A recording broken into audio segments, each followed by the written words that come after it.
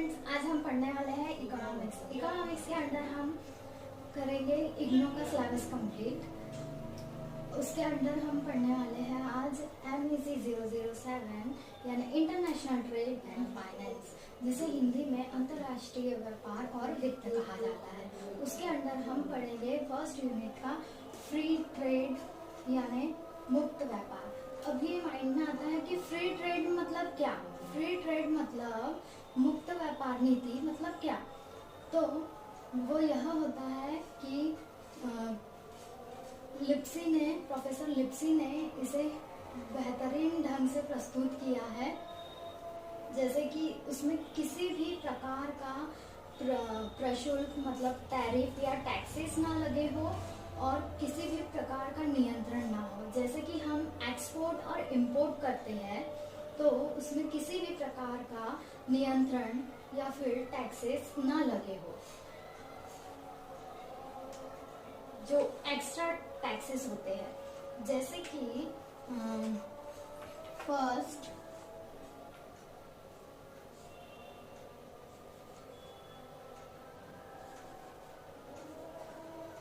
Tariff ना हो,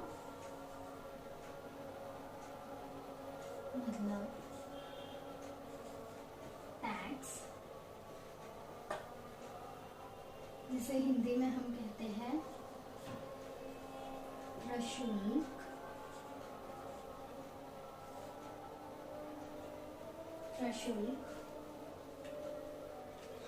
और वही सेकंड किसी भी प्रकार के नियंत्रण ना।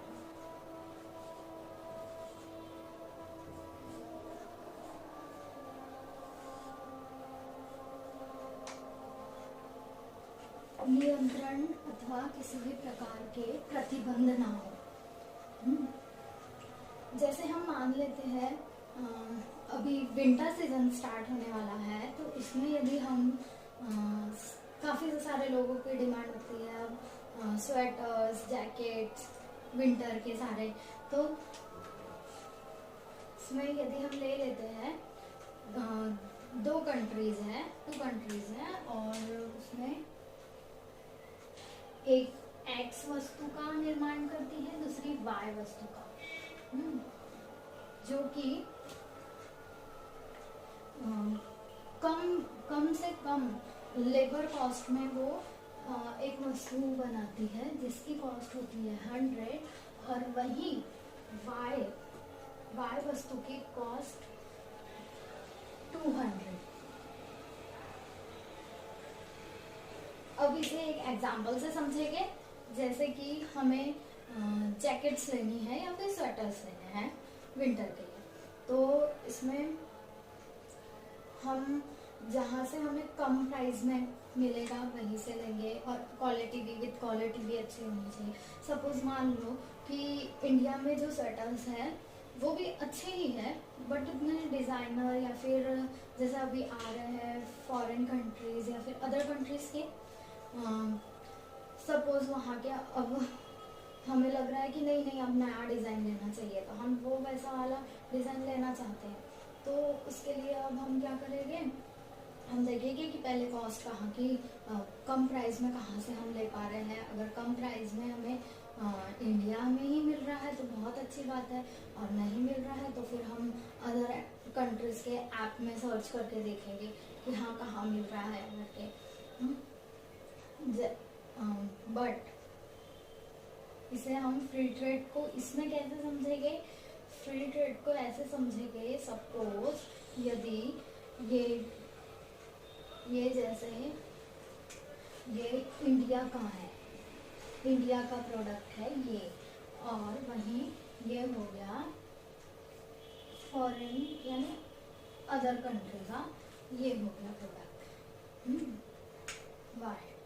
ये 200 की कॉस्ट में हमें पड़ रहा है और ये 100 की कॉस्ट में पड़ रहा है। बट हम अच्छा डिज़ाइनर, चलो ठीक है 200 अच्छा वाला लेना है, बट गवर्नमेंट क्या करेंगी अब इसमें? गवर्नमेंट चाहेगी कि हमारी कंट्री का ज़्यादा से ज़्यादा प्रोडक्शन होए। और अब हम देखेंगे the poor theory of of international trade theories of absolute advantage, जिसे हिंदी में अंतर्राष्ट्रीय व्यापार का विशुद्ध सिद्धांत व पूर्ण निरपेक्ष लाभ का सिद्धांत भी कहा जाता है, जिसे एडम स्मिथ ने बताया है। एडम स्मिथ ने काफ़ी इजी तरीके से बताया है, जैसे कि मैंने आपको पहले बताई थी, 2 स्वेटर के उदाहरण लिए थे हमने, 2 अदर कंट्रीज के स्वेटर के उदाहरण लिए थे, एक इंडिया का और एक अदर कंट्री। तो उसमें हमने देखे थे कि दोनों की प्रोडक्शन कॉस्ट अलग अलग थी। अब हम इसे और डिटेल में समझेंगे। मैंने वो आपको फ्री ट्रेड के अंडर समझाया था कि उसमें अगर टैक्सेस लगते हैं तो वो फ्री ट्रेड के अंडर आएगा या नहीं आएगा, या फिर टैक्सेस नहीं लगते हैं तो वह फ्री ट्रेड के अंडर आएगा या नहीं आएगा। यदि टैक्सेस लगते हैं तो वह फ्री ट्रेड के अंडर नहीं आएगा, और यदि टैक्सेस नहीं लगते हैं तो वह फ्री ट्रेड के अंडर आएगा। बट अब हम देखेंगे आगे कि उसे किस तरह से दोनों देश लाभ प्राप्त कर सकते हैं। यदि कोई भी कंट्री हो, वह 2 प्रोडक्ट का प्रोडक्शन कर रही है सेम कॉस्ट पे, या तो फिर कुछ ऊपर नीचे हो रहा है। सपोज एग्जांपल ले लेते हैं, यदि एक कंट्री है ए कंट्री और सेकेंड कंट्री है बी कंट्री। ये 2 कंट्रीज है, एक ए कंट्री और एक बी कंट्री।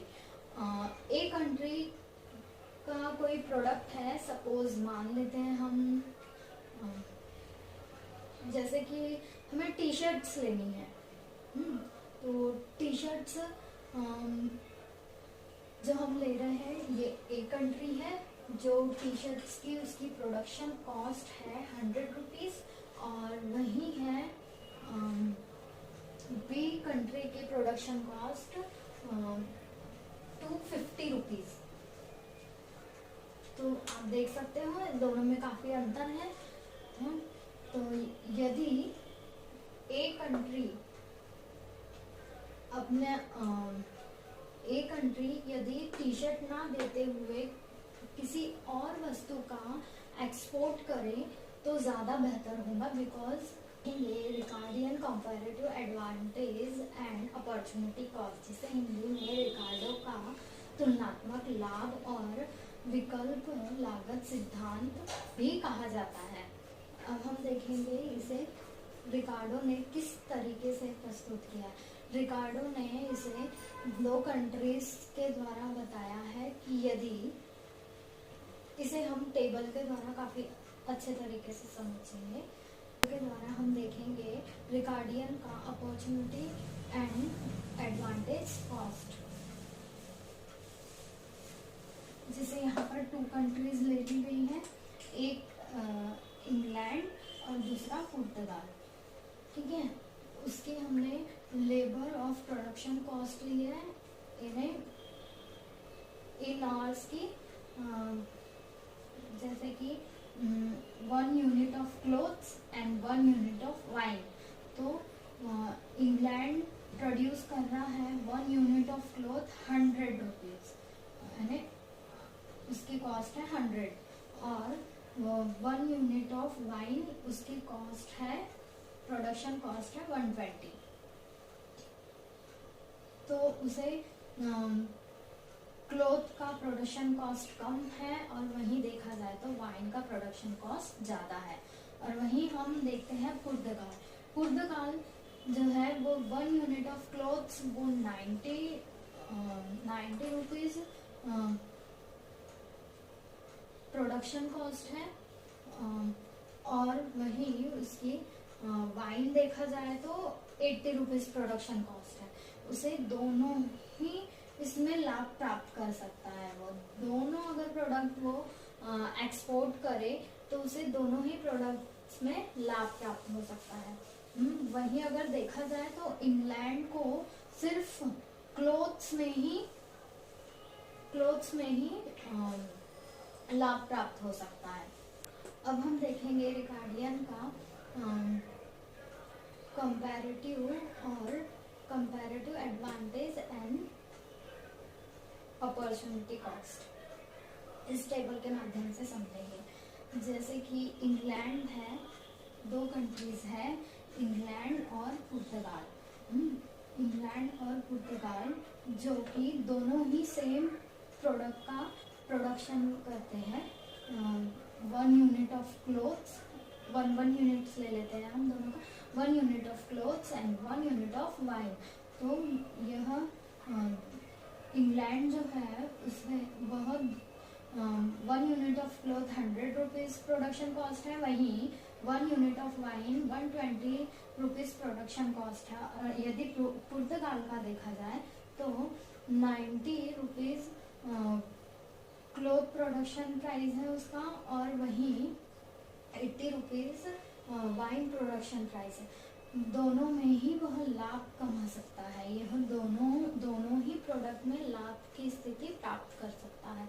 बट यदि देखा जाए तो इसे क्लोथ 90 रुपीज है, तो अब यह क्या करेगा, दो देशों को यदि व्यापार करना है एक दूसरे के बीच, तो जो इंग्लैंड है वह एक्सपोर्ट करेगा पुर्तगाल को क्लोथ, बिकॉज उसका प्रोडक्शन कॉस्ट सिर्फ 100 रुपीज है। और वहीं देखा जाए तो पुर्तगाल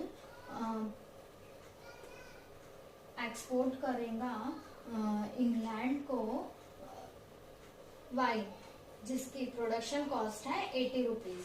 अब हम इनका देखेंगे अपॉर्चुनिटी कॉस्ट ऑफ प्रोडक्शंस।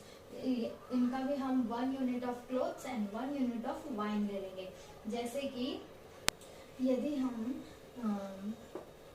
100 को 120 से डिवाइड करते हैं तो 0.83 आएगा, और वहीं अब हम 1 यूनिट ऑफ वाइन का लेंगे तो 120 से डिवाइड करेंगे 100 को तो हमें 1.2 मिलेगा। और वहीं यदि हम देखा जाए 90 को डिवाइड करेंगे 80 से तो हमें मिलेगा 1.12, और यदि हम 80 को डिवाइड करेंगे 90 से तो हमें मिलेगा 0.89। अब हम यहाँ देख सकते हैं कि अपॉर्चुनिटी कॉस्ट ऑफ प्रोडक्शन इनका क्या मिलेगा।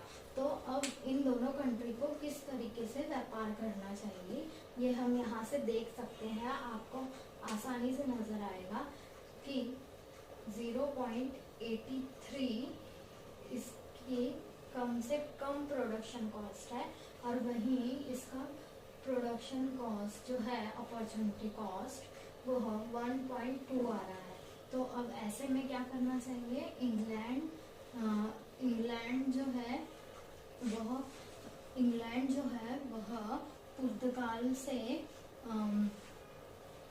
पुर्तगाल से वाइन इंपोर्ट करेगा, और वहीं पुर्तगाल इंग्लैंड से क्लोथ्स इंपोर्ट करेगा, जिससे कि इस तरह से दोनों ही देशों को लाभ प्राप्त होगा, और इस तरह से अंतर्राष्ट्रीय व्यापार यह दोनों कंट्रीज कर सकती है।